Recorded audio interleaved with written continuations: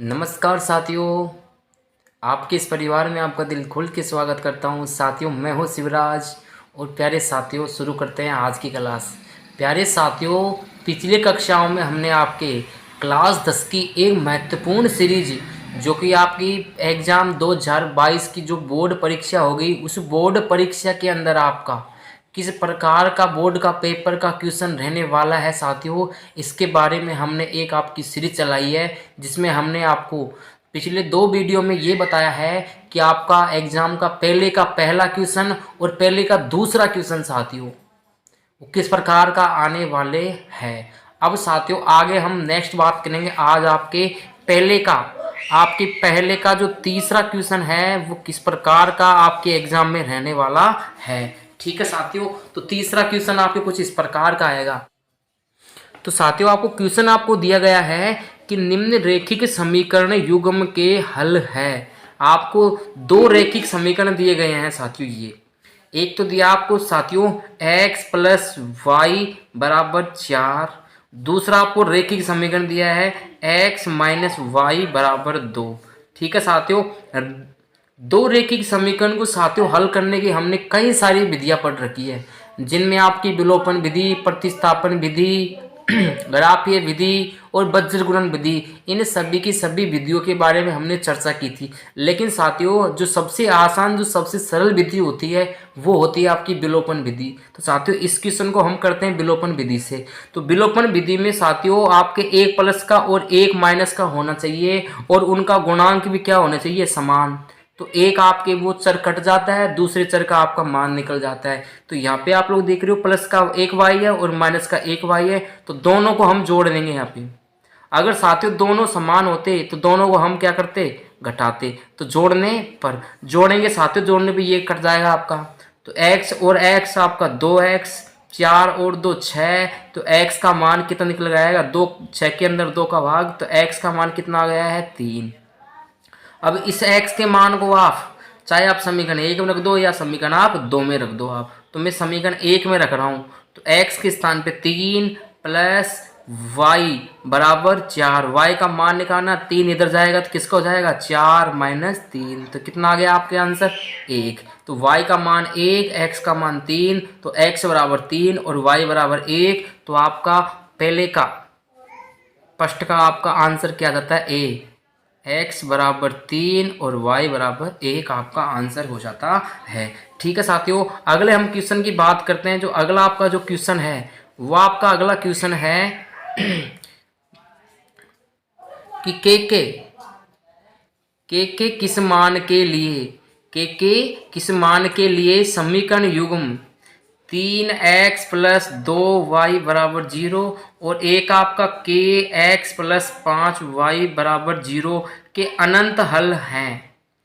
अनंत हल साथियों मैंने आपको 3 केस बताए थे कि साथियों a1 बटा a2 बराबर नहीं हो b1 बटा b2 के।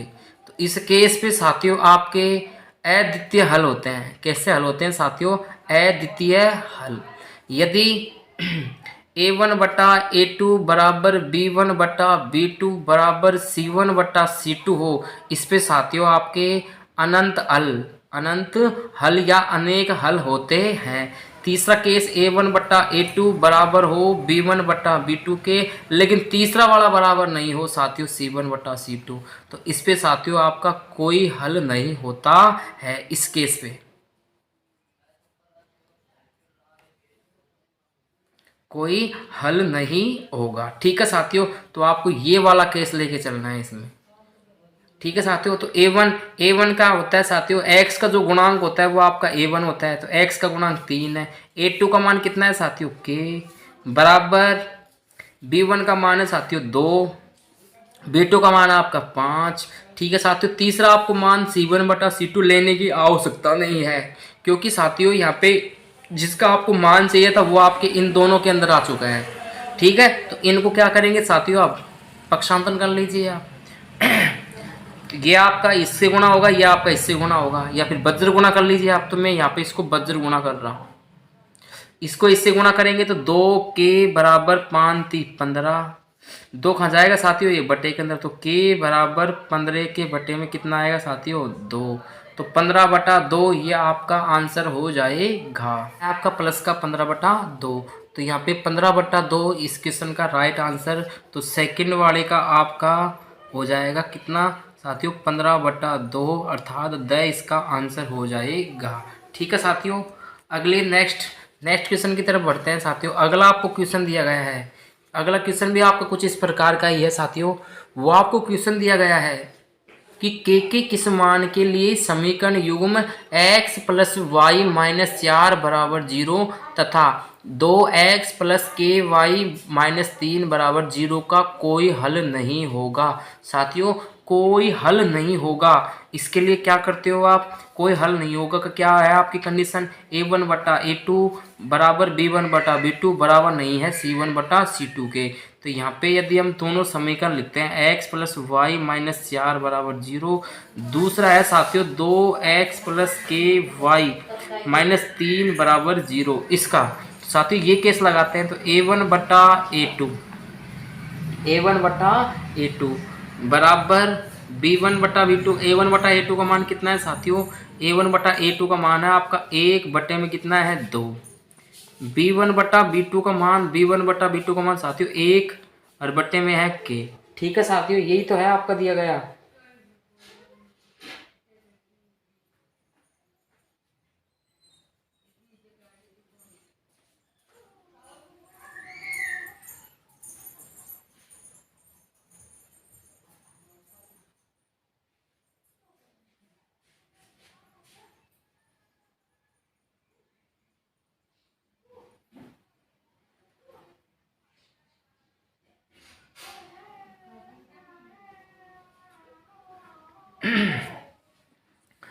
ठीक है साथियों, दोनों का आपने मान निकाल लिया साथियों। अब का मान है साथियों आपका 1/2 बराबर b1/b2 का मान निकाल लिया आपने 1/k। अब आप लोगों को पता है साथियों आपका k का मान निकालना है, और k का मान आपके इसी से आ रहा है a1/a2 से और b1/b2 से, अर्थात आपको c1/c2 लेने की आवश्यकता नहीं है। इसको इससे गुणा करेंगे k आ गया, 2 को 1 से गुणा करेंगे तो 2, तो k का मान कितना निकल के आया साथियों, k बराबर 2 पे।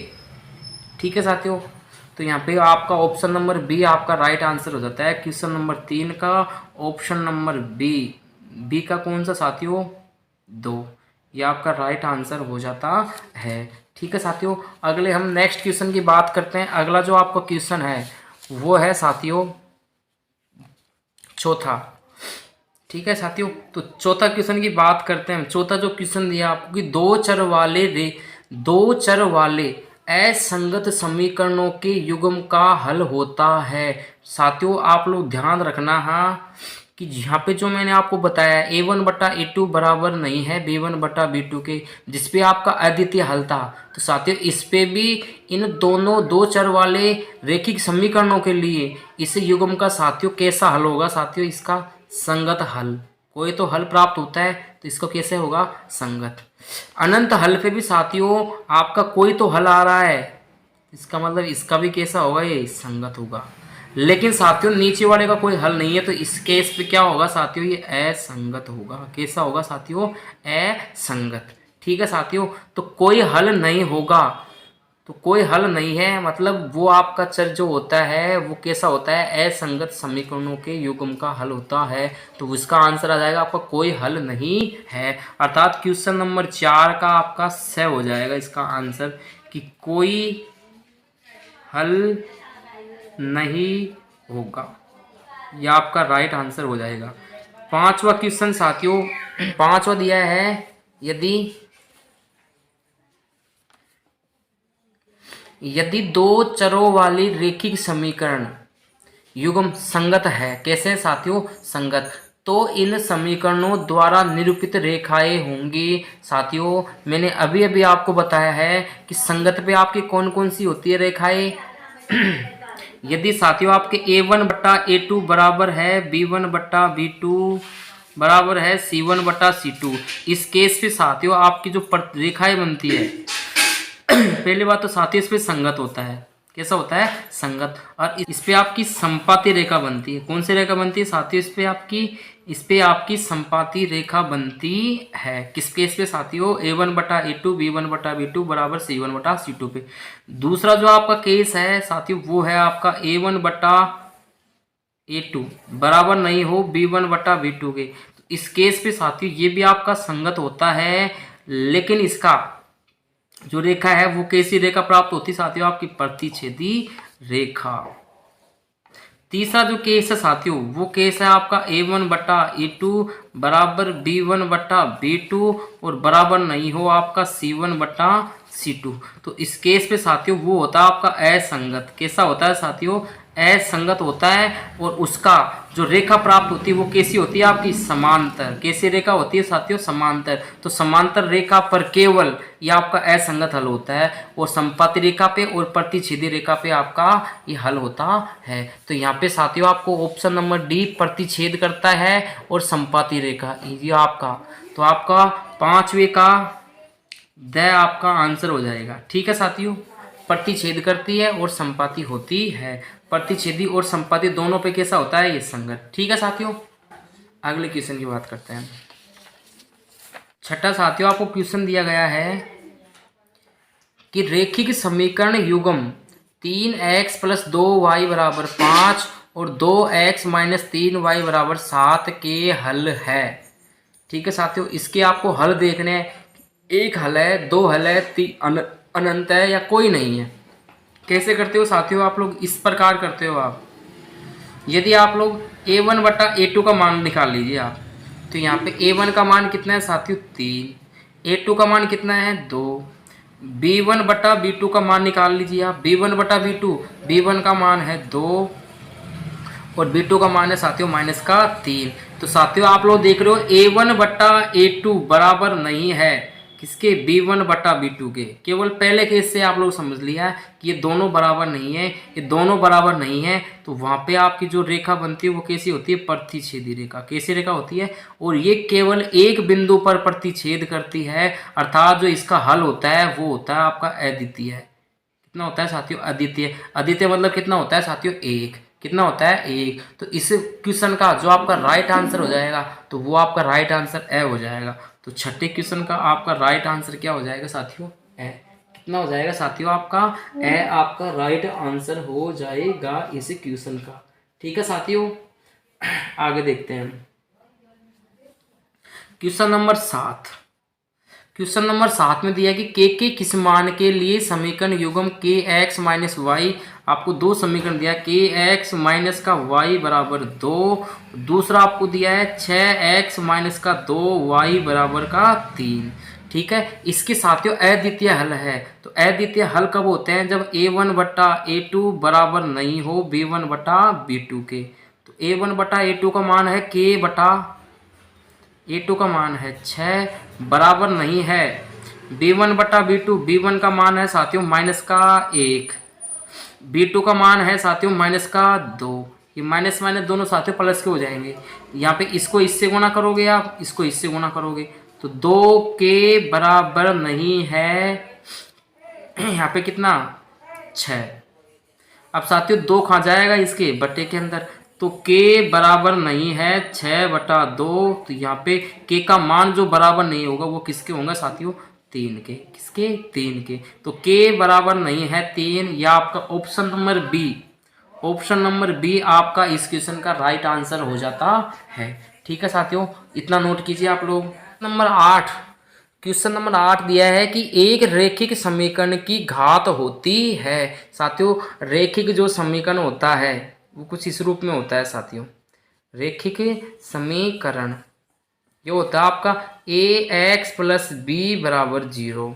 तो यहाँ पे साथियों x की जो अधिकतम घात है, x की जो अधिकतम घात है वो कितनी है साथियों? 1। तो यहाँ पे इस क्वेश्चन का जो राइट आंसर हो जाएगा वो हो जाएगा आपका बी। यदि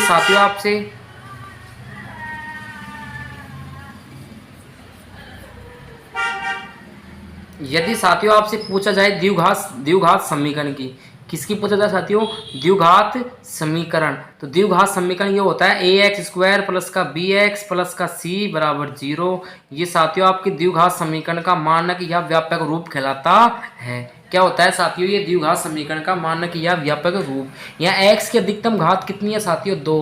तो यहाँ पे इस द्विघात समीकरण के अंदर यदि घात पूछी जाए तो वो अधिकतम कितनी होती है, 2। तो लेकिन यहाँ पे आपसे रैखिक समीकरण की घात पूछी है तो वो कितनी हो जाएगी साथियों, आपकी 1। तो बी ऑप्शन इसका राइट आंसर 1 हो जाएगा। ठीक है साथियों, तो आशा करता हूँ साथियों वीडियो आपको पसंद आई होगी। यदि वीडियो आपको पसंद आई है तो वीडियो को लाइक कीजिए, शेयर कीजिए, और चैनल पर पहली बार आए हैं आप तो चैनल को सब्सक्राइब कीजिए। जय हिंद साथियों।